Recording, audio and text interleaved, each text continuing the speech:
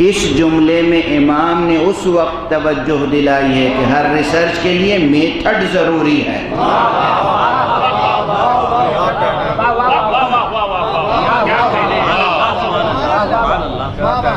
جو ہے میتھڈولوجی ہے نہیں ہے.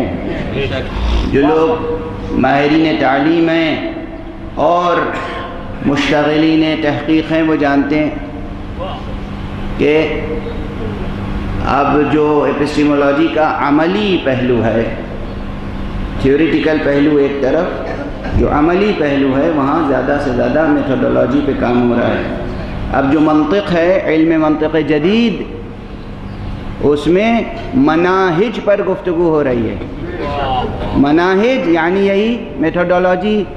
اور امام کب فرما رہے ہیں؟ کیا فرما رہے ہیں؟ آپ کے امام شہید کربلا ابو عبداللہ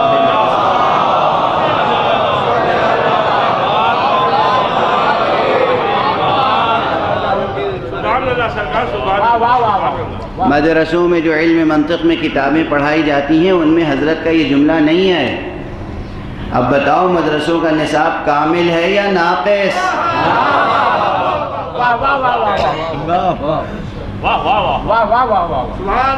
صاف صاف یہ جملہ ہے. علماء تشریف فرمائیں.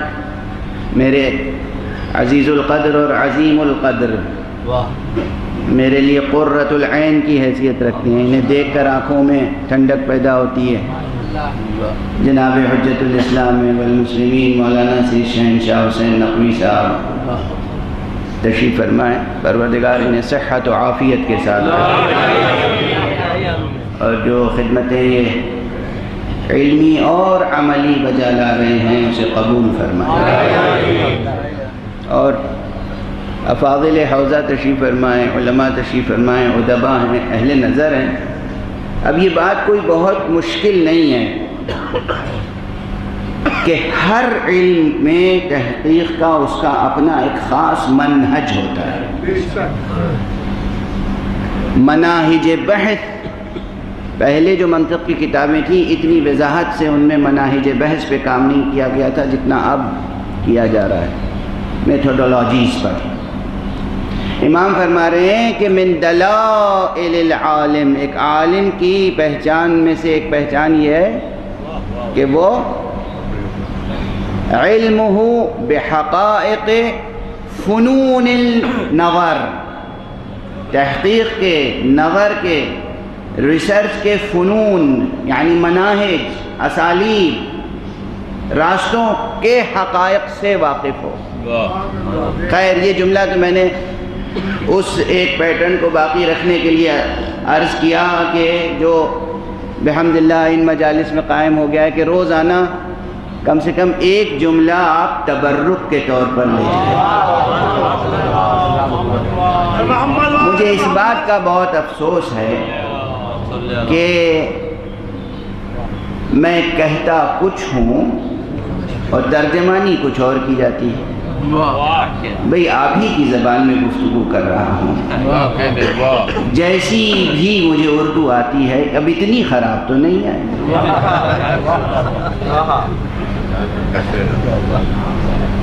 کل مجھے پیغام دیا گیا کہ کچھ لوگ یہ تاثر لے رہے ہیں کہ میں تبرک کا قائل نہیں ہوں، تبرک کا مخالف ہوں، تبرک کے لیے میری نظر درست نہیں ہے. مجھے حیرت ہوئی. میں نے تو دلیل فراہم کی تھی جواز تبرک پر. میں نے ہی تو گزارش کی تھی کہ حضرت صلی اللہ علیہ وآلہ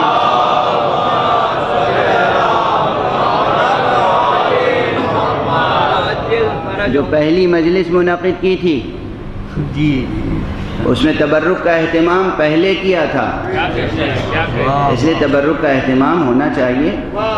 اب اس سے زیادہ کیا وضاحت سے کہا جائے، مگر آپ کا ذوق اتنا بلند ہونا چاہیے کہ آپ مادی تبرک پر ٹوٹ نہ پڑیں، بلکہ معصومین کے جملوں کو مجالس کا تبرک سمجھیں۔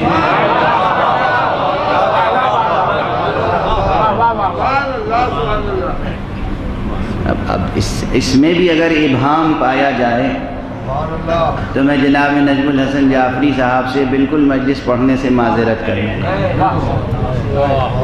کہ بھئی اب کسی ایسے شخص سے پڑھوائیے جس کی اردو تو صحیح ہو کم سے کم۔ ان مجالس کا تبرک وہ مادی تبرک ہے، اسے حاصل کیجئے، لیجئے، اور اسے آپ کم لیجئے، دوسروں کو زیادہ دیجئے۔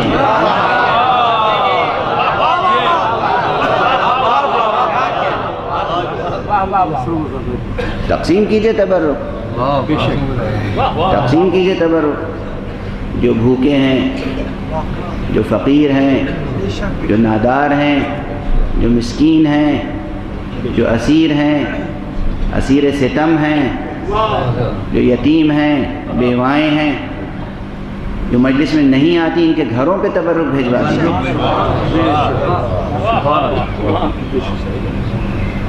گھروں پہ تبرک بھیجوائیے۔ جو آپ کے پاس پڑوس میں دوسرے مسلک کے لوگ ہیں، دوسرے دین کے لوگ ہیں، دوسرے مذہب کے لوگ ہیں، ان تک احترام سے تبرک بھیجیے، ان کو بتائیے کہ ہمارے آقا ابو عبداللہ الحسین علیہ السلام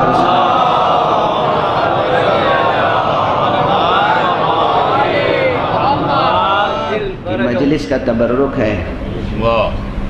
جب شربت بھیجیے تو اس کے ساتھ ایک پرچہ لکھ کے رکھ دیجیے گا کہ آقا نے کہا ہے کہ جب ٹھنڈا پانی پینا تو میری پیاس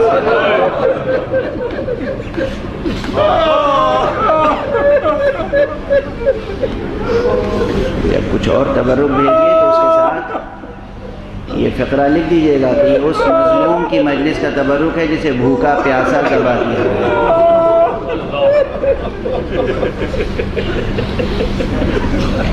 ابھی مجلس باقی ہے، ابھی مجلس باقی ہے، لیکن میں جو آپ سے عرض کر رہا ہوں، آپ ایسے اسالیب اختیار کیجئے، ایسے مناہج اختیار کیجئے، ایسی میتھڈولوجیز اختیار کیجئے کہ دنیا حسین مظلوم کی معرفت پیدا کرے۔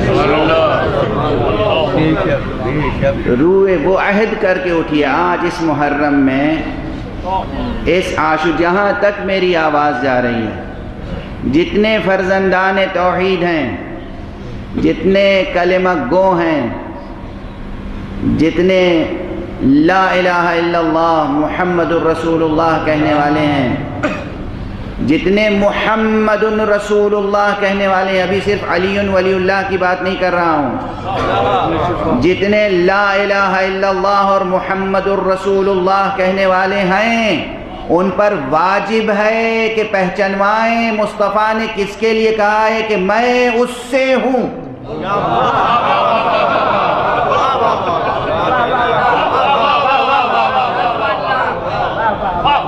وہ مجھ سے ہے، میں اس سے ہوں۔ حسین منی وانا من حسین، یہ حضور نے فرمایا تھا یا نہیں؟ سرکار ختمی مرتبہ صلی اللہ علیہ وآلہ وسلم۔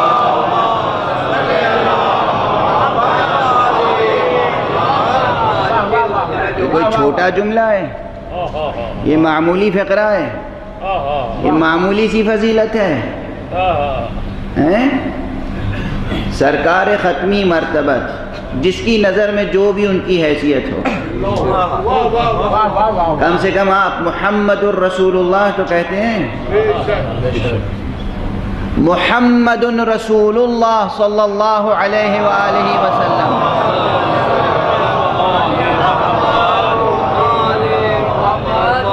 جن کو قرآن کہتا ہے کہ وَمَا مُحَمَّدٌ إِلَّا رسول، محمد کچھ نہیں ہے مگر رسول ہیں، محمد خاتم النبیین ہیں۔ انہوں نے فرمایا حسین منی وانا من حسین۔ تو جو بھی رسول کی رسالت پر ایمان رکھتا ہے اس پہ واجب ہے کہ دنیا کو پہچنوائے کہ ہمارے رسول نے ایک ایسی ہستی سے بھی متعارف کرایا ہے جس کا نام گرامی حسین ہے۔ کون ہے حسین؟ ایک بار اور میں یہ شعر سنا چکا ہوں، لیکن اس وقت پھر ذہن میں آ رہا ہے، تازہ ہے، شعر اچھا ہے، شعر زندہ ہے، اس لیے دوبارہ عرض کر رہا ہوں۔ جناب افسر لکھنوی کا شعر ہے کہ ہر ایک ذہن میں ہے کچھ نہ کچھ تصور حق، ہر ایک ذہن میں ہے کچھ نہ کچھ تصور حق، ہم اس تصور حق کو حسین کہتے ہیں۔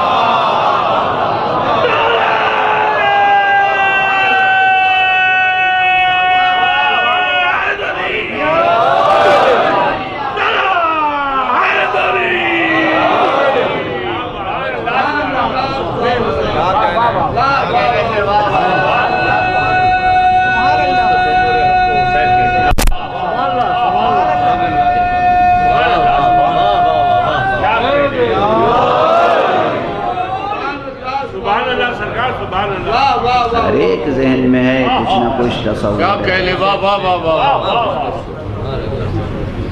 دیکھیے، اسی ممبر سے میں نے ایک سال گزارش کیا 10 دن تک ایک اشرا جس کا عنوان تھا توحید اور حسین، اسی ممبر سے گزارش کیا حیات اور حسین، اسی ممبر سے گزارش کر رہا ہوں نظام حق اور قیام حسین۔ اللہ سے حسین جدا ہو نہیں سکتے، اور ذکر حق اب حسین کے ذکر کے بغیر ہو نہیں سکتا۔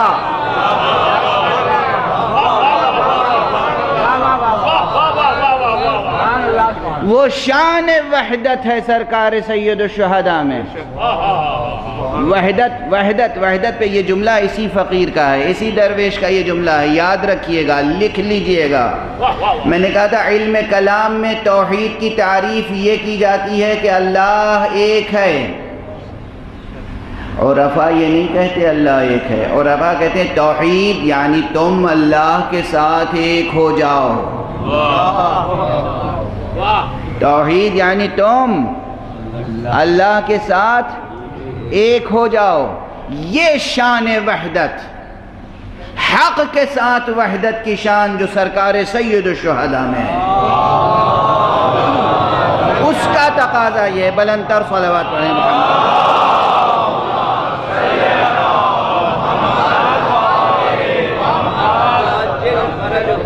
ایک اور بلند تر صلوات۔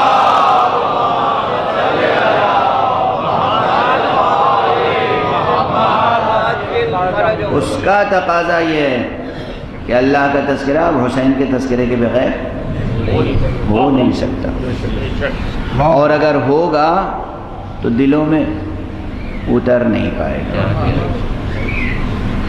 دنیا میں اگر اسلام نہیں پھیل سکا اب تک تو اس لیے کہ اسلام کو پھیلانے کے لیے حسین کا سہارا نہیں لیا گیا۔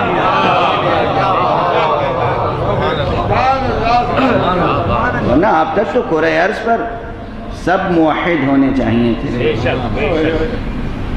ہر ایک کو اہل توحید ہونا چاہیے تھا، ہر ایک کو کلمہ مصطفیٰ کا پڑھنا چاہیے تھا۔ خاتم النبیین صلی اللہ علیہ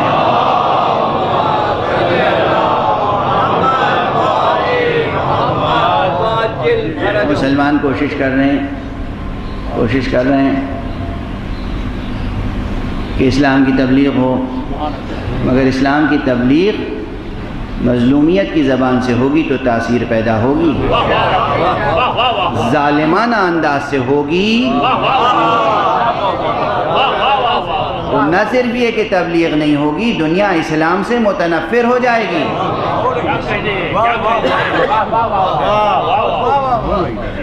ظالمانہ انداز سے اسلام کی تبلیغ ہوگی تو دنیا اسلام سے متنفر ہو جائے گی، اور ہو رہی ہے۔ اس لیے مظلومیت کی زبان میں، مظلومیت کی شان سے، مظلوموں کے سہارے سے اسلام کی تبلیغ ہونا چاہیے۔ اور دنیا کا سب سے بڑا مظلوم ہے حسین، مظلوم بھی ہے حسین، شجاع بھی ہے حسین۔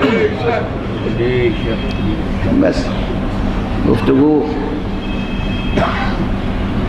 شروع کہیں سے ہوتی ہے اور کہیں پہنچ جاتی ہے۔ میں تو ٹھہر کر آج اپنی گزشتہ تقریروں کا محاسبہ کرنا چاہ رہا تھا آقا کے ان جملوں کی روشنی میں کہ آقا نے فرمایا عالم کی پہچان بتائی ہے تو کم سے کم طالب علم کو اپنے اندر بھی وہ پہچان پیدا کرنے کی کوشش تو کرنی چاہیے۔ ایک طالب علم کی حیثیت سے میں جائزہ لے رہا ہوں تو انصاف سے آپ کے ساتھ یہ اعتراف کرتا ہوں کہ نظام حق اور قیام حسین ابھی تک گفتگو بس اس عنوان کے حاشیے پہ ہو رہی ہے، ابھی صلب موضوع میں گفتگو داخل نہیں ہوئی،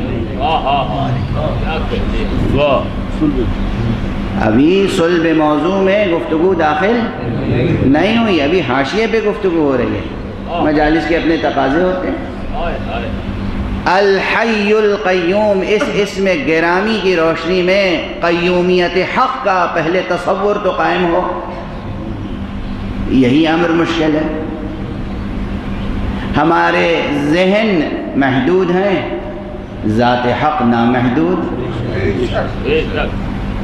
ہماری ہستی محدود ہے، ہستی حق نامحدود۔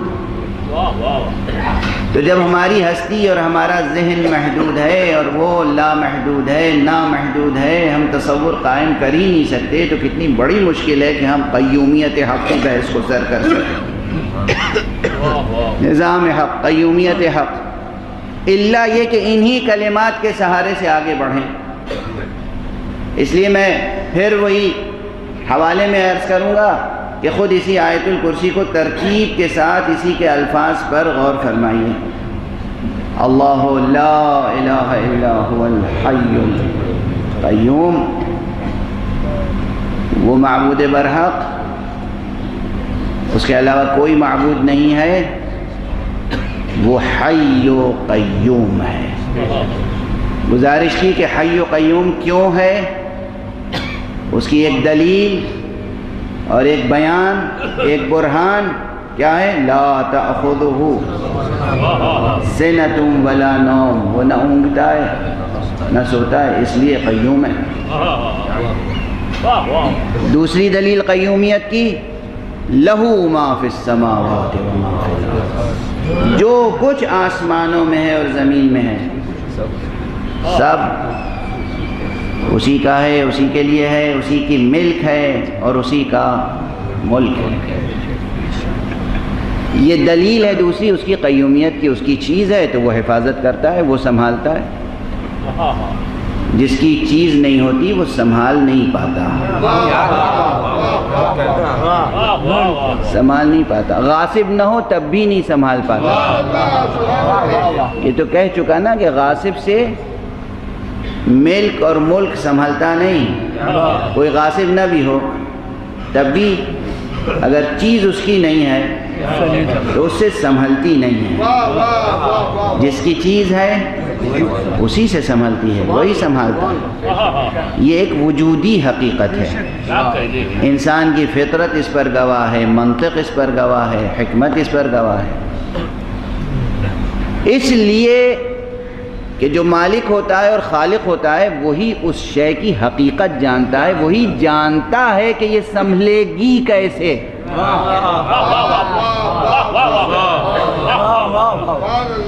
لیکن نا پھر میں اشارہ کروں ایک بہت ہی خالص علمی بحث کی طرف۔ ہم لوگ جب بحث کرتے ہیں کوئی تو سب سے پہلے کیا کرتے ہیں، کسی بھی سبجیکٹ میں آپ ریسرچ کر رہے ہوں، داخل ہوں تو مدخل کسی بحث کا، انٹرنس کیا ہے اس میں، وہ سب سے پہلے یہ ہے کہ آپ کم سے کم اس کا ایک تصور تو اجمالی قائم کریں، ایک ڈیفینیشن، ایک تعریف تو ہو سامنے۔ تمام فلاسفہ کہتے ہیں کہ ہم اشیاء کی مکمل پرفیکٹ ڈیفینیشن، حقیقی تعریف، مکمل تعریف کرنے سے عاجز ہیں، قاصر ہیں۔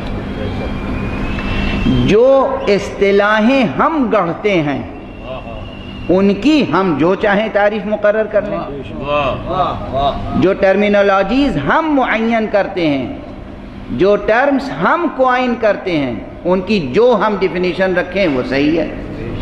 لیکن جو چیز ہم نے بنائی نہیں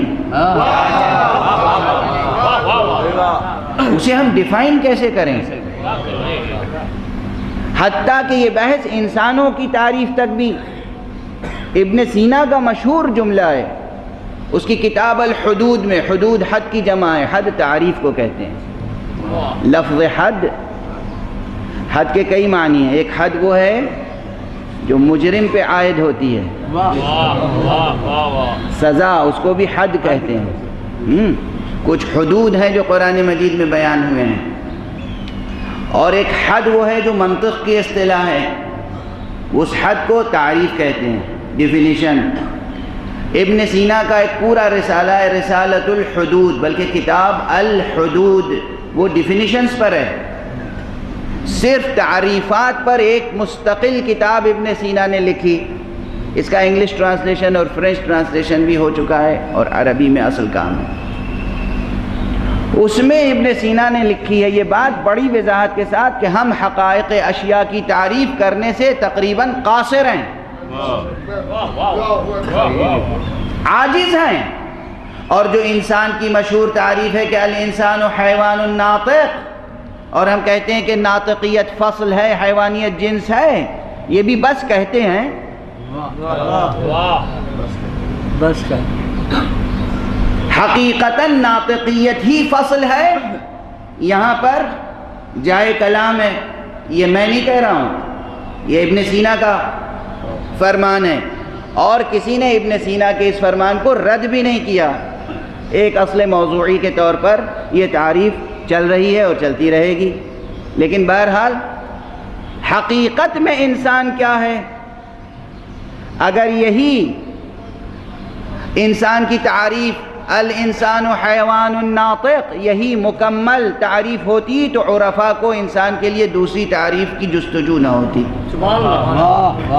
علم عرفان نے انسان کی اور لفظوں میں اور تعبیروں میں تعریف کی ہے، عرفاء نے۔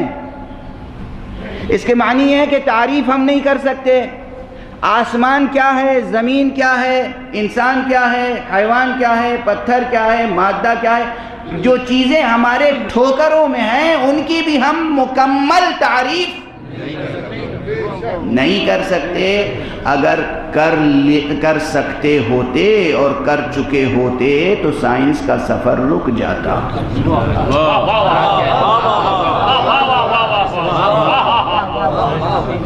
کیا بات، سامنے کی بات ہے، سائنس کا سفر جاری و ساری ہے یا نہیں؟ یہی حقائق کون، یہی حقائق کائنات، جیوگرافی سے لے کے جیولوجی سے لے کے کاسمولوجی کی تمام شاخوں تک، فزکس اور کیمسٹری اور جناب والا بایولوجی اور جتنی بھی سائنسز ہیں، سب میں روزانہ ایک نئی ڈیفینیشن کا اضافہ ہو رہا ہے۔ گزشتہ برس اسی ممبر پر حیات کی کچھ ڈیفینیشنز کی طرف اشارہ کیا تھا میں نے کہ ابھی زندگی کی ڈیفینیشن میں کتنا اختلاف ہے، اور آئندہ اور اختلاف بڑھے گا گھٹے گا نہیں۔ زندگی ہر ایک کے پاس ہے، زندگی انجوائے کر رہے ہیں، زندگی کا حظ حاصل کر رہے ہیں، اور اس کی تعریف کرنے سے عاجز ہیں۔ کیا انسان کی عاجزی ہے، اور اس عاجزی کے باوجود کیا انسان میں تکبر ہے۔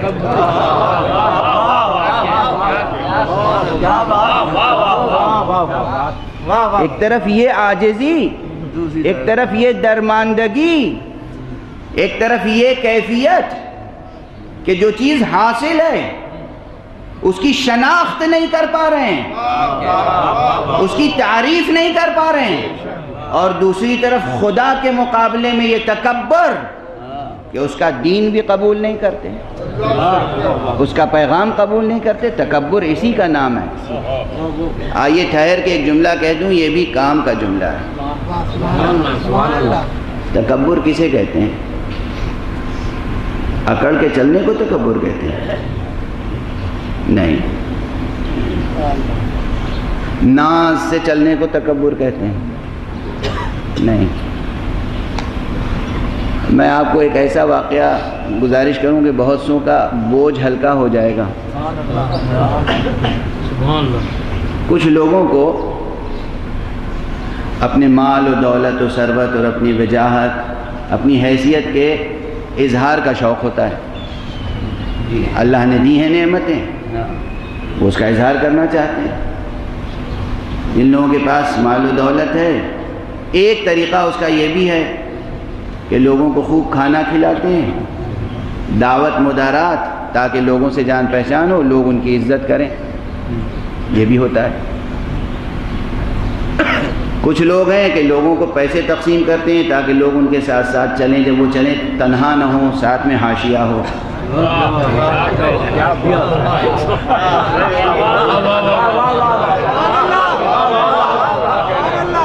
تنہا نہ چلیں، حاشیہ ہو، ساتھ میں 2 4 10 20 ارد گرد ہوں، تنہا نہ چلیں تاکہ معلوم ہو کوئی شخصیت گزر رہی ہے۔ مختلف انداز سے لوگ اپنی حیثیتیں پہچنواتے ہیں۔ ایک شخص نے امام معصوم سے پوچھا،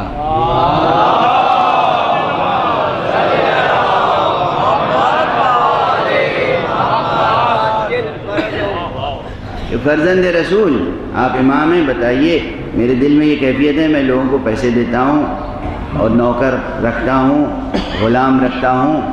اس زمانے میں تو غلام خریدے بیچے جاتے تھے، اس زمانے کے اقتصادی حالات کا تقاضا بھی یہی تھا، اور غلام تو لوگ اب بھی بن رہے ہیں، پہلے انفرادی طور پہ بنتے تھے، اب تو اجتماعی غلامی ہے، اب تو اجتماعی غلامی کا دور ہے۔ لیکن بہرحال اس نے کہا کہ میں غلام خریدتا ہوں، بہت سے غلام ہیں میرے پاس، انہیں خوب پیسے دیتا ہوں، خوشحال رکھتا ہوں، لوگوں کو دعوتیں کرتا ہوں، کھانے کھلاتا ہوں تاکہ لوگ میرے ساتھ رہیں اور میری ایک حیثیت بنی رہے۔ آقا کیا یہ تکبر ہے؟ آپ نے کہا نہیں، یہ تکبر نہیں، کھانا کھلانا فیاضی ہے، کسی کو پیسہ دینا سخاوت ہے، غلام خریدنا اور رکھنا اس زمانے کے مطابق، اپنی ضرورت و حیثیت کے مطابق، کوئی اس میں برائی نہیں ہے۔ نیت اگر صاف ہے، اگر کوئی برا ارادہ نہیں ہے، بہت اچھی بات ہے۔ تو کہا پھر تکبر کسے کہتے ہیں؟ کہا تکبر یہ ہے کہ انسان حق کو باطل کہے، باطل کو حق۔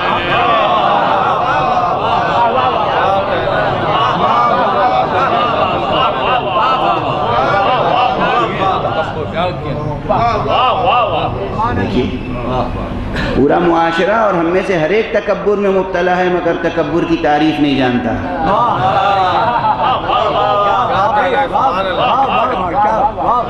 امام فرمائے تکبر یہ ہے کہ حق کو باطل کہے، باطل کو حق کہے، یہ تکبر ہے۔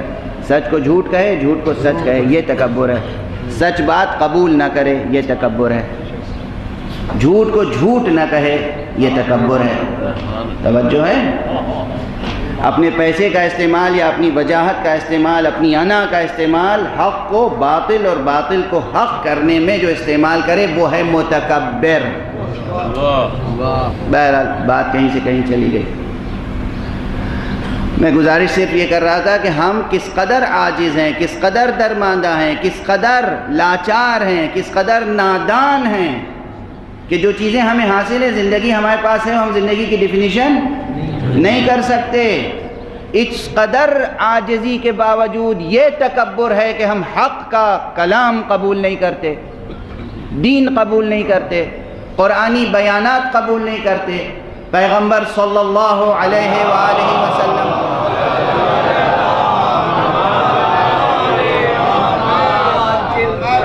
کی ہدایتیں قبول نہیں کرتے۔ یہ تکبر ہے، یہ عاجزی اور وہ تکبر۔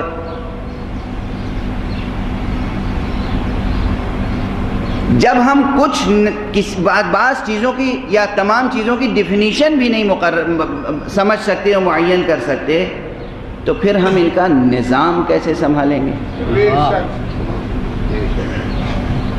اس لیے یہاں پر یہ بات سامنے آتی ہے کہ وہی نظام چلا سکتا ہے، وہی چیزوں کو سنبھال سکتا ہے۔ قیوم وہی ہو سکتا ہے جس نے کسی شے کو قوام بخشا ہو، جس نے وجود بخشا ہو اور اس وجود کے تمام حقائق سے آگاہ ہو، علم رکھتا ہو۔ اسی لیے اس آیت الکرسی میں آگے بڑھ کے دلائل میں کیا کہا گیا؟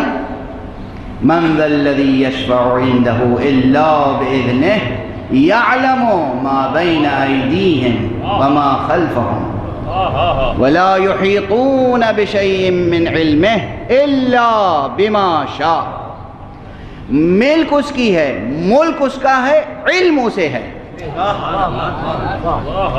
جس کی چیز ہے، جس کی ملک ہے، جس کا ملک ہے اور جس کے پاس علم ہے، وہی قیوم ہو سکتا ہے۔ قیوم سنبھالے گا کون؟ نادان نہیں، جاہل نہیں۔ جسے علم ہوگا وہ سنبھالے گا، جسے قدرت حاصل ہوگی وہ سنبھالے گا۔ یعنی سنبھالنے کے لیے دونوں چیزیں شرط ہیں، قدرت بھی، علم بھی۔ اور یہ ہماری اور آپ کی زندگی کا روزمرہ کا تجربہ ہے۔ کوئی بھی چیز سنبھل نہیں سکتی جب تک کہ دو چیزیں نہ ہوں، علم اور اختیار، علم اور قدرت۔ چھوٹا سا آفس قائم کیجئے، دفتر قائم کیجئے، اگر آپ کو اصول، ضابطے، قاعدے، قوانین، میتھڈ سب کچھ نہیں معلوم ہے، دفتر سنبھال، قدرت نہیں ہے، اختیار نہیں ہے، ہاتھ بندھے ہوئے ہیں، سنبھلے گا؟ نہیں سنبھلے گا۔ قانون کی کتاب رٹ لی مگر اختیار نہیں ہے، بے دست و پائیں، چلے گا؟ ہمارے ملکوں کا حال یہی ہے، کانسٹیٹیوشن تو سب کو یاد ہے مگر ہاتھ پیر بندھے ہوئے ہیں، دفتر میں بیٹھے ہوئے ہیں، کرسی پر بیٹھے ہوئے ہیں مگر اختیار کہیں اور ہے۔ بے اختیاری سے بھی ادارت نہیں ہوتی اور بے علمی سے بھی ادارت نہیں ہوتی۔ پروردگار نے اپنی قیومیت کی دلیل یہ دی ہے، نظام حق اس کے ہاتھ میں اس لیے ہے، وہ حی و قیوم اس لیے ہے کہ وہ اختیار بھی رکھتا ہے، وہ علم بھی رکھتا ہے۔ دیکھیے پروردگار نے اپنی ذات، اپنی وحدانیت اور اپنے صفات اور اپنے مناصب یہ بھی سمجھانے کے لیے عقل و منطق و فطرت کا سہارا لیا ہے۔ صرف کہہ نہیں دیا کہ مجھے مانو، کہا جانو۔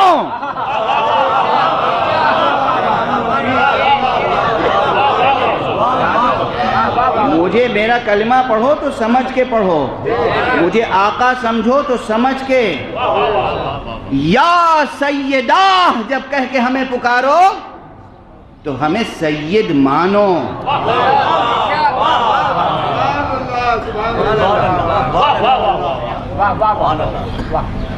میں نے اس وقت بے اختیار زبان پر جو اسم گرامی آیا وہی عرض کیا۔ لوگ یا اللہ کہتے ہیں، یا سیدہ بھی کہتے ہیں، یا اللہ ہو، یا سیدہ ہو، یا غایت رغبتہ، یا مولا، ان تمام الفاظ سے خدا کو پکارا جاتا ہے، لیکن چونکہ اس مرتبہ سید کا کلمہ پہلی مجلس سے مرکز توجہ بن گیا ہے۔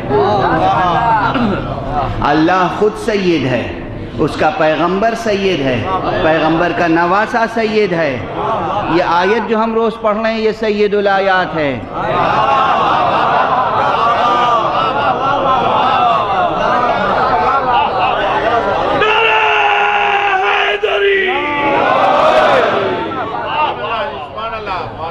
اللہ حی و قیوم ہے، اس کی قیومیت کے اسرار، اس کے قیومیت کے رموز، اس کے قیومیت کے اصول، اس کے قیومیت کے اسباب اور دلائل، اس کی قیومیت کے مضمرات جب صلب موضوع میں داخل ہوں گے تو بہت طویل بحث ہوگی۔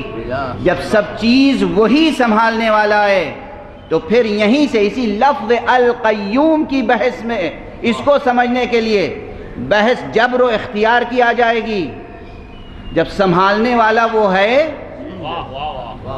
تو پھر ہم مجبور ہیں یا مختار؟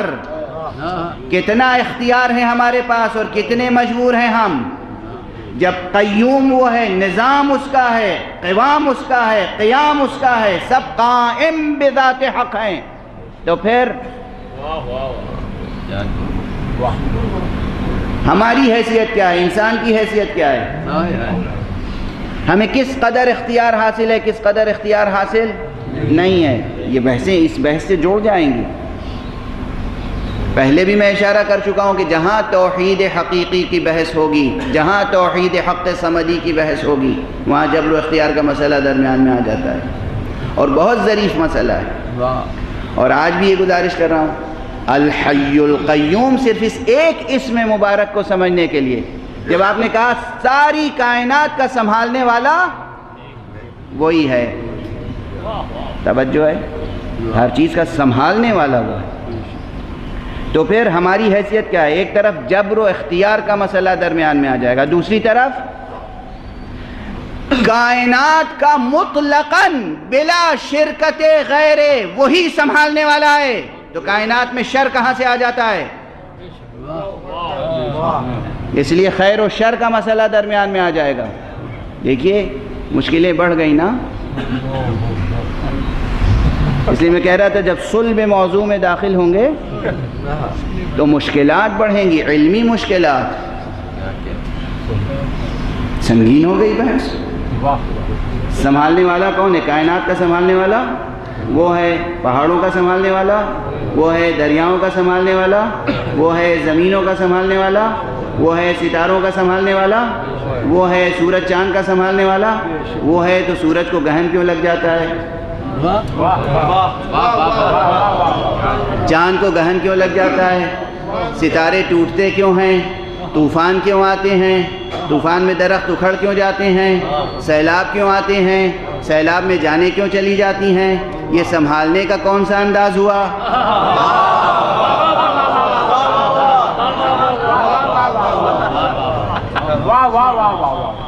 دیکھیے بات کہاں سے کہاں چلی گئی۔ اسی لیے میں عنوان تو قائم کر دیتا ہوں، پھر کہتا ہوں سوچتے رہے گا، سال بھر ہوم ورک کیجیے گا۔ اب سمجھتے ہیں یوں ہی عنوان قائم کر دیتا ہوں، صرف ایک کلمہ الحی القیوم، یا صرف القیوم، صرف القیوم وہی ہے سنبھالنے والا۔ جب وہی ہے سنبھالنے والا تو پھر یہ سب کیا کیفیتیں؟ ایک طرف جبر و اختیار کی بحث شامل ہو گئی، ایک طرف خیر اور شر کی بحث شامل ہو گئی، اور پھر جبر و اختیار و خیر و شر ان دونوں بحثوں کو جب خوب اچھی طرح علمی سطح پر سمجھنے کی کوشش کریں گے تو قضاء و قدر کے مسئلے سر اٹھائیں گے۔ قضاء الہی کسے کہتے ہیں؟ قدر الہی کیا ہے؟ قضاء و قدر قیومیت حق کے اسرار ہیں، نظام حق، قیومیت حق۔ کتنی سنگین ہو گئی بحث، صرف فہرست گنا رہا ہوں، وقت گزرتا چلا جا رہا ہے۔ توجہ ہے، جو مفکرین ہیں، جو دانشور ہیں، جو ریسرچرز ہیں، جو اسٹوڈنٹس ہیں، جو بلند ہمت ہیں، ہمتیں پست نہ ہوں۔ مشکلات کا اشارہ میں کتنا ہی کروں، آپ سے توقع نہیں ہے کہ ہمت پست ہو جائے، آپ کے پاس مشکل کشا ہے۔ صلوات پڑھ دیجئے محمد و آلہ۔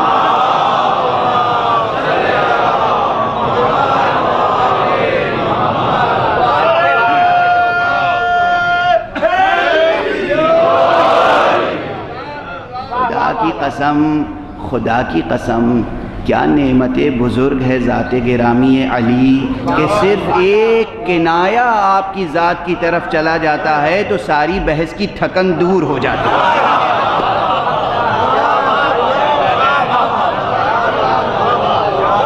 ابھی آپ سب کو پسینے آ رہے تھے، مجھے پسینے آ رہے تھے، تو چھیڑ تو دی بحث، اور ایک سے ایک بیٹھے ہوتے ہیں سمجھدار مجمع میں، ایک سے ایک سمجھدار۔ میں دلیل پیش کرتا ہوں تبرک لینے اور دینے کی، وہ کہتے ہیں مولانا کہہ رہے ہیں تبرک دینے کو منع کر دیا۔ ایسے سمجھدار لوگوں کے سامنے ایسی بحثیں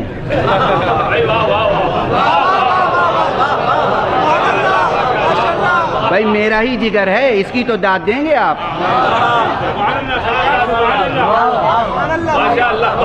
یہ بحثیں القیوم ایک لفظ، اس ایک لفظ کی تفسیر کریں کتنے مباحث سے گزرنے ہوں گے. آپ جا کے ڈکشنری کھول کے القیوم کے معنی دیکھ لیجئے گا اور سمجھے گا ہم تو سمجھ گئے. القیوم کسے کہتے ہیں ہمیں سمجھائیے. القیوم یعنی سنبھالنے والا. تو اتنی بات تو جلدی سے سمجھ میں آ گئی کہ جو خود نہیں سنبھلے گا وہ دوسرے کو کیا سنبھالے گا. اس کے معنی ہے کہ وہ قائم بالذات ہے، وہ خود قائم بالذات ہے، وہ کسی کا محتاج نہیں ہے اور وہ سب کا سنبھالنے والا ہے. اچھا کیوں سنبھالنے والا ہے؟ وہ اس کی ایک پہچان یہ ہے کہ وہ نہ اونگتا ہے نہ سوتا ہے. یہ بات فوراً دل میں اتر گئی. ٹھیک ہے، یہ ایک دلیل ہے. جب نہ اونگتا ہے نہ سوتا ہے تو وہ سنبھال سکتا ہے. ٹھیک ہے، اور کیسے کیا دلیل ہے؟ وہ مالک ہے اس لیے وہ سنبھالتا ہے. یہ بھی بات دل میں اتر گئی. وہ علم رکھتا ہے اس لیے وہ سنبھالتا ہے. بات دل میں اتر گئی. ابھی تک دل میں اترتی جا رہی تھی، اب دل گھٹنے لگا. جیسے ہی سوچا وہی سنبھالتا ہے تو پھر یہ سب کیا ہو رہا ہے؟ تو خیر و شر کا مسئلہ درمیان میں آ گیا، جبر و قدر کا مسئلہ درمیان میں آ گیا، قضاء و قدر کا مسئلہ درمیان میں آ گیا. اب دیکھا آپ نے بحث کتنی سنگین ہو گئی. بہت سنگین ہے بحث. صرف لفظ گرامی القیوم اگر سمجھ میں آ جائے تو ایک طرف تمام اسماء حسنہ سمجھ میں آ جائیں.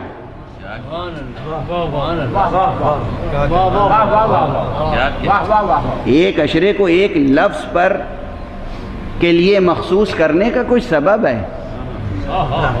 ایک لفظ ایک اسم گرامی القیوم سمجھ میں آ جائے تو باقی تمام اسماء حسنہ سمجھ میں آ جائیں. سنبھالتا کون ہے؟ سنبھالنے والے کا تقاضا کیا ہے؟ میں کوئی بچہ آپ کے سپرد کر دوں، کہوں کہ اس کو سنبھالیے گا، ذرا سنبھال کے رکھیے گا. اب آپ اسے کھانا دیں گے یا نہیں؟ آپ اسے لباس پہنائیں گے کہ نہیں؟ آپ اسے ٹھکانے کی جگہ رکھیں گے یا نہیں؟ زیر آسمان تو نہیں سلائیں گے اسے؟ بھوکا تو نہیں رکھیں گے اسے؟ اور جب میں نے کہا اس بچے کو سنبھالیے گا تو آپ اسے تعلیم دیں گے یا نہیں؟ ساری زندگی کی ضرورتیں ہیں نا. جب وہ بچہ بڑا ہوگا تو آپ اس کی شادی کریں گے یا نہیں؟ زندگی کی تمام ضرورتیں پوری کریں گے نا آپ جب ذمہ داری لے لی. ایک لفظ کہا بھائی انہیں اب آپ کو سنبھالنا ہے. یہ بچہ یتیم ہے، فرض کیجئے کوئی بچہ یتیم ہے. آپ کے احساسات بیدار ہونے چاہیے. آپ کے ملک اور معاشرے میں روزانہ کوئی نہ کوئی یتیم ہو رہا ہے. خدا کی لعنت ہو یتیم کرنے والوں پر. عورتیں بیوہ ہو رہی ہیں، بچے یتیم ہو رہے ہیں، شہید ہو رہے ہیں. یہ خون رائے گا نہیں جائے گا. خون مظلوم کا خون رائے گا نہیں جاتا. میں آپ کے احساسات کو بیدار کر رہا ہوں. پورے معاشرے پر واجب کفائی ہے. پھر میں داد دوں گا اور دعا دوں گا جناب مولانا شہنشاہ حسین صاحب کو کہ ان کی سربراہی میں بھی ایک ادارہ بہت اچھی خدمت کر رہا ہے شہداء کی، اور دوسرے ادارے ہیں جو شہداء کی خدمت کر رہے ہیں، مظلوموں کی خدمت کر رہے ہیں. آپ حضرات پر حسب استطاعت سب پر لازم ہے کہ وہ ان کے دست و بازو کو مضبوط کرے. ایک یتیم کی ذمہ داری ایک شخص اگر قبول کر لے کہ جی یہ میں نے قبول کر لی ذمہ داری، اب سب کچھ ہے، کھانا ہے، پینا ہے، اس کے تمام مادی اور معنوی تقاضے پورے کرنے ہوں گے یا نہیں؟ جب آپ کسی کے سنبھالنے کا عہد کر لیں تو آپ کو کھانا بھی دینا ہے، لباس بھی دینا ہے، مکان بھی دینا ہے، علم بھی دینا ہے، اور تمام چیزیں مکمل کرنی ہے. جب وہ کہہ رہا ہے کہ میں سنبھالتا ہوں کائنات کو، القیوم وہی ہے سنبھالنے والا، تو پھر وہی رازق ہوگا.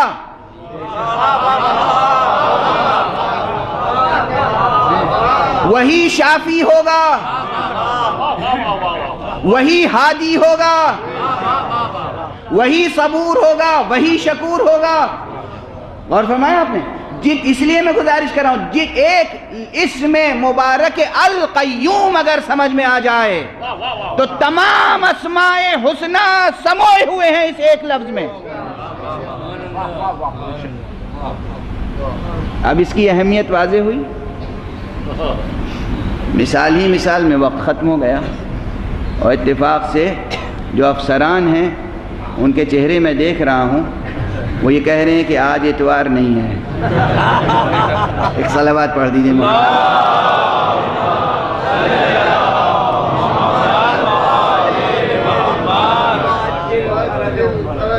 بہرحال گفتگو سمیٹ رہا ہوں، یہ سنگین بحث ہے، اور اس میں جیسا کہ میں نے عرض کیا کہ کلام کی اور عرفان کی اور فلسفے کی اہم بحثیں ہیں، جبر و اختیار کی بحث ہے، قضاء و قدر کی بحث ہے، خیر و شر کی بحث ہے، اور نہ جانے کتنی بحثیں سمٹی ہوئی ہیں اس ایک عنوان میں، الحی القیوم یا صرف القیوم۔ لیکن بس اب گزارش کروں، جبر و اختیار کا مسئلہ ایک مثال سے واضح ہو جائے گا۔ اللہ سبحانہ و تعالیٰ کی ملک ہے پوری کائنات، اللہ ہی ملک ہے، اللہ ہی مالک ہے، اسی کا ملک ہے، اسے اختیار بھی حاصل ہے، علم بھی حاصل ہے، ہر شے کا اسے علم حاصل ہے۔ اسے یہ بھی معلوم ہے کہ کون میرا کلمہ پڑھنے والا ہے، کون نہیں پڑھنے والا ہے۔ یہ انسان اتنے دہریے ہیں، ملحد ہیں، بلکہ گستاخ حد تک ہیں، جو اللہ کو تسلیم کرنے کے لیے تیار نہیں ہیں۔ بلکہ ایک صاحب ہیں لندن میں، انہوں نے ایک تحریک چلا دی تھی، فنڈ ریزنگ کر رہے تھے۔ وہ کس لیے؟ آپ حضرات فنڈ ریزنگ کرتے ہیں یتیموں کی مدد کے لیے، بیواؤں کی مدد کے لیے، امور خیر کے لیے۔ وہ فنڈ ریزنگ کر رہے تھے کہ روئے زمین سے عقیدہ توحید کو مٹانا ہے۔ یہ بھی کیا دانشمندی کی بات ہے؟ تحقیق کر لیجئے گا۔ اب آپ تو میرے مزاج سے واقف ہیں کہ میں بڑے بڑوں کے نام نہیں لیتا، تو ان کا کیا نام لوں گا؟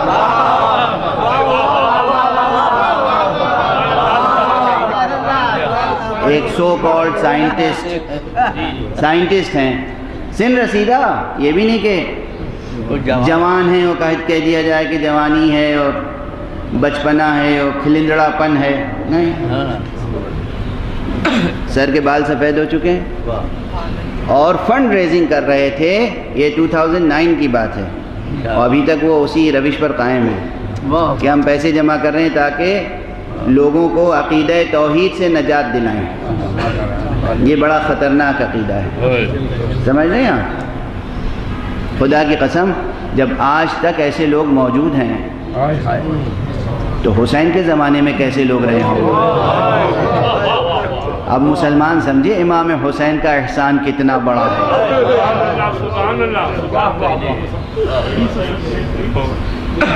توحید اور نبوت دونوں حسین کی قربانی سے قائم ہے، اسے مبالغہ نہ سمجھیے گا۔ اور یہی سبب ہے کہ ایک عارف بزرگوار نے وہ رباعی ارشاد فرمائی تھی جس میں کہا تھا کہ دین است حسین، دین پناہ است حسین، دین ہی نہیں، دین کی پناہ ہے حسین۔ بہرحال مثال دے کر آگے بڑھ جاؤں اور گفتگو تمام کر دوں۔ آج اللہ کو معلوم ہے کہ بہت سے بندے کلمہ نہیں پڑھتے، لیکن اللہ ان کو موت کی نیند سلا نہیں دیتا۔ خود یہ دلیل ہے کہ اس نے نظام جبر قائم نہیں کیا ہے۔ اور اس طرح چونکہ وقت گزر چکا ہے، اس لیے تیزی سے بحث کو سمیٹنے کے لیے میں مثال دے دوں کہ اللہ کی ان صفتوں کو اگر دیکھنا ہو تو معصومین کی زندگیاں دیکھ لیں گے۔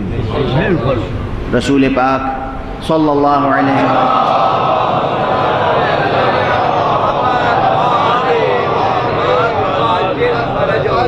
حضور نے یہ دستور نہیں اختیار کیا تھا کہ جو ہمارا پیغام قبول نہیں کرے گا حتماً ہم اسے قتل ہی کر دیں گے۔ سمجھ رہے ہیں آپ؟ حضور کس لیے آئے تھے دنیا میں؟ پیغام توحید پہنچانے کے لیے۔ توحید یہ طے ہے، اس میں تو کوئی شک نہیں ہے۔ نصارائے نجران سے مباہلہ ہوا، اور نصارائے نجران کے سامنے تمام دلیلیں حضور نے پیش کر دی، اس کے باوجود بھی انہوں نے حضور کا دین قبول نہیں کیا، بعد میں کیا، کچھ نے کیا، کچھ نے نہیں کیا، وہ سب تاریخی تفصیلات ہیں۔ فی الجملہ جو بات میں عرض کر رہا ہوں قرآن کی روشنی میں، اس وقت انہوں نے جزیہ دے کر اپنی جان بچائی۔ توجہ ہے، اس میں کوئی پیغام ہے مسلمان کے لیے یا نہیں؟ رسول اللہ صلی اللہ علیہ وآلہ وسلم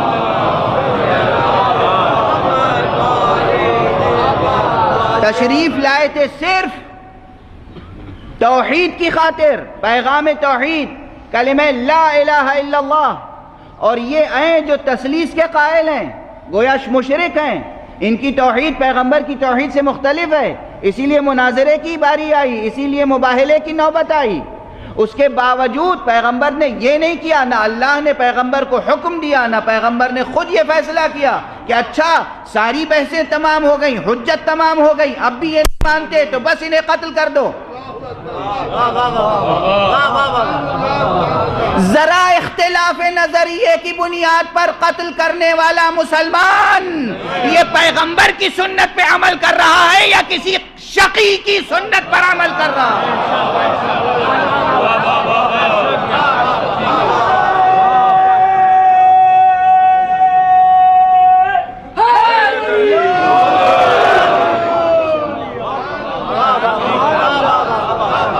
سیرت پیغمبر قرآن کی روشنی میں اللہ نے، وہ سنبھالنے والا ہے مگر سنبھالا ہے اس نے جبر سے نہیں، محبت سے، لطف سے، رافت سے، رحمت سے۔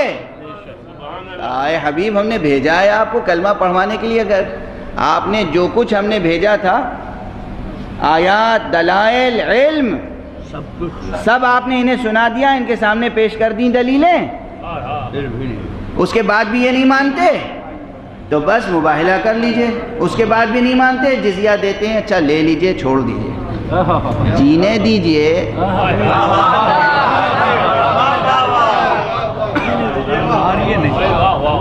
توجہ ہے، اب وقت نہیں ہے کہ میں اور تفصیلات جو کچھ ذہن میں آ رہی ہیں باتیں وہ گزارش نہیں کر سکتا، اس لیے ذہن میں مطالب آتے رہتے ہیں لیکن جسم ساتھ نہیں دیتا پھر ایک خاص وقت کے بعد۔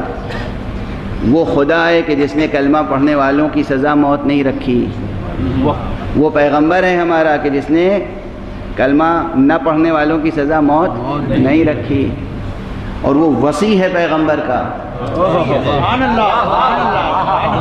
شان علی ابن ابی طالب،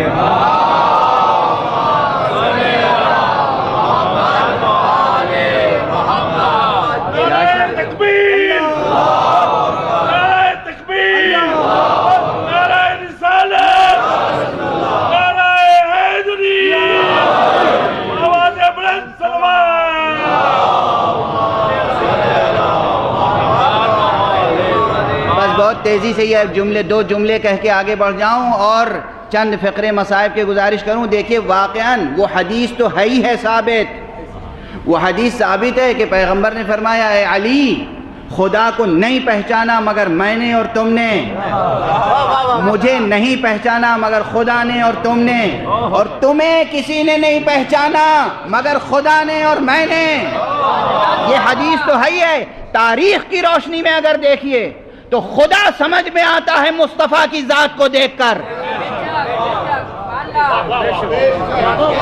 اس کی ذات، اس کے صفات، اس کے افعال، اس کا نظام قیومیت سمجھ میں آتا ہے مصطفیٰ کو دیکھ کر، اور خدا اور مصطفیٰ دونوں سمجھ میں آتے ہیں علی کو دیکھ کر۔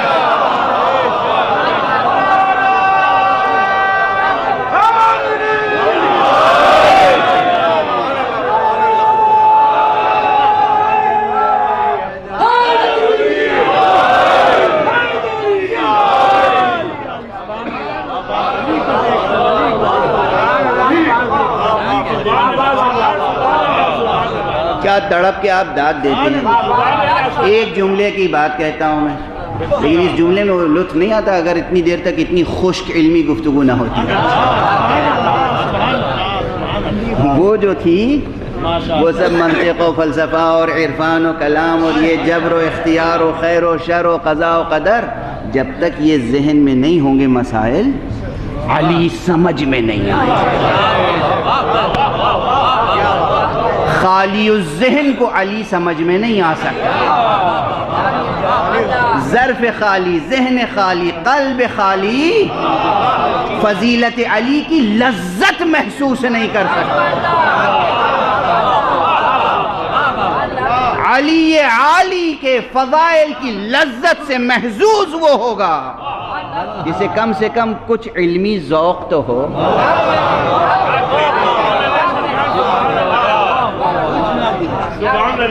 علمی مذاق تو ہو، علمی مذاق تو ہو۔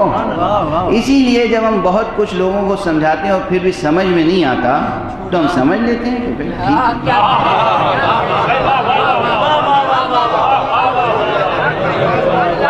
بس کافی ہے، کافی ہے، زمین بنجر ہے۔ یہ ذہن اس قابل نہیں ہے کہ نور معرفت علی اس میں آ سکے۔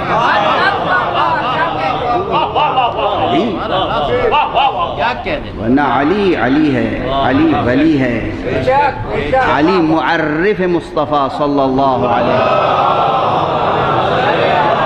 علی معرف حق سبحانہ وتعالی۔ بس گفتگو ختم۔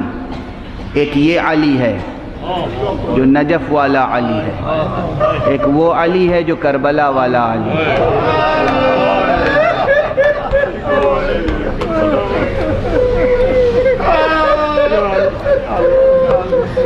وقت گزر گیا، کربلا میں بھی ایک علی ہے، اور ایک نہیں، کربلا میں دو علی، دو نہیں، کربلا میں تین علی۔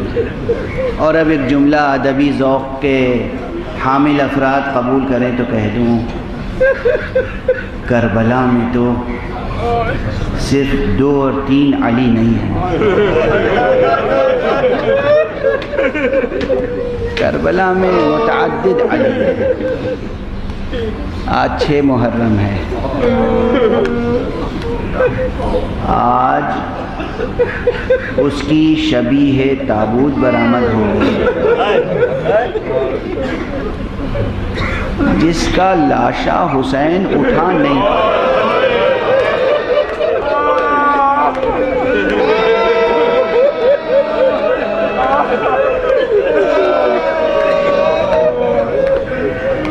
بس 2-3 جملے عرض کر سکوں گا، اس سے زیادہ عرض نہیں کر سکوں گا۔ تاریخ کا نچوڑ ہے، واقعات کربلا پہ جو کتابیں لکھی گئیں، جو مقاتل کی کتابیں ہیں، جو تذکرے ہیں، ان کا نچوڑ ہے جو میں نے عرض کیا۔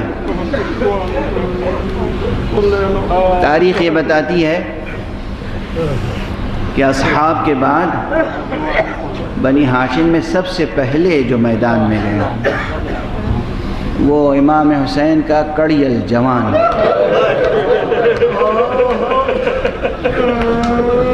علی اکبر۔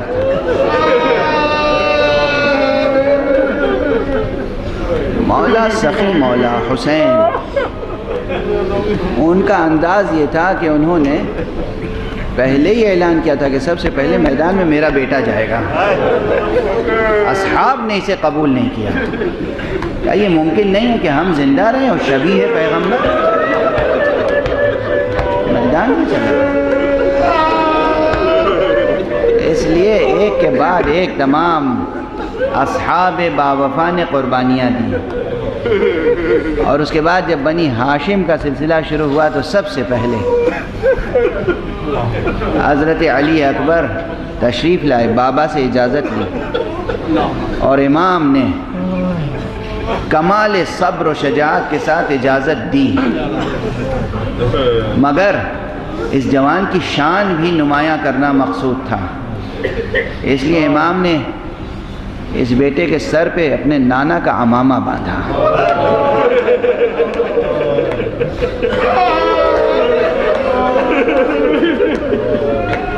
خوب سجایا، اور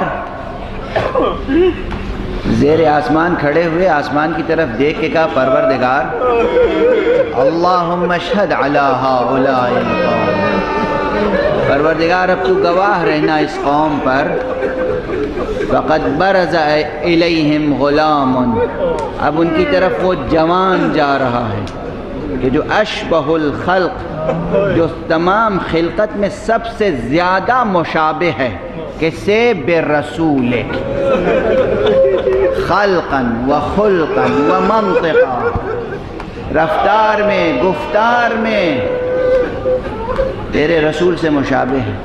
اور اس کے بعد فرمایا کہ پروردگار ہم اہل بیت کا دستور یہ تھا جب تیرے رسول کی زیارت کرنا چاہتے تھے تو اس جوان کی زیارت کرتے تھے۔ حسین جب اپنے نانا کی زیارت کرنا چاہتے تھے تو اپنے بیٹے علی اکبر کا چہرہ دیکھ لیا کرتے تھے۔ اب وہ بیٹا جا رہا ہے میدان کی طرف، آپ سنتے رہتے ہیں بس رونے کے لیے، سر و سینہ پیٹنے کے لیے، نوحہ پڑھنے کے لیے، ماتم کرنے کے لیے، عزاداری کا حق ادا کرنے کے لیے، پرسہ دینے کے لیے جملے بس دہرائے جاتے ہیں، یاد دہانی کرائی جاتی ہے۔ صبر و شجاعت کے ساتھ رخصت کیا، دعا کی، پروردگار کو گواہ قرار دیا، لیکن اس کے بعد بھی جب بیٹا گھوڑے پر بیٹھ گیا اور بیٹا روانہ ہوا میدان کی طرف تو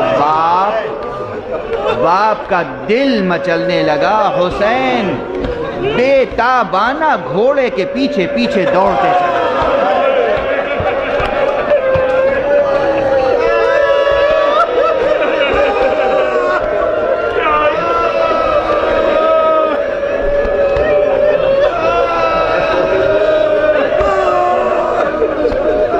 کچھ دور تک حسین گئے، بیٹے نے پلٹ کے دیکھا، بابا کیا قیامت ہے؟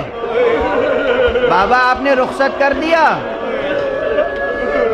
بیٹے نے گھوڑا روکا، بے اختیار اتر پڑے، بابا کے قدموں کو بوسہ دیا۔ بابا یہ کیا انداز ہے؟ ارباب مقاتل بیان کرتے آئے ہیں کہ حسین نے کہا بیٹا اگر تم صاحب اولاد ہوتے تو اندازہ ہو۔ جوان بیٹے کو مرنے کے لیے بھیجنا آسان نہیں ہے۔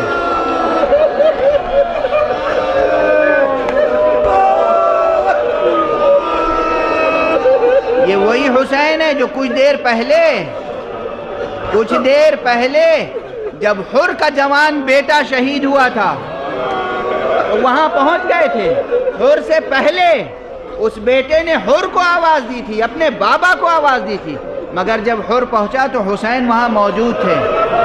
حر اپنا غم بھول گیا اور حر نے کہا ابا عبداللہ وعلى أهل بيته الطيبين الطاهرين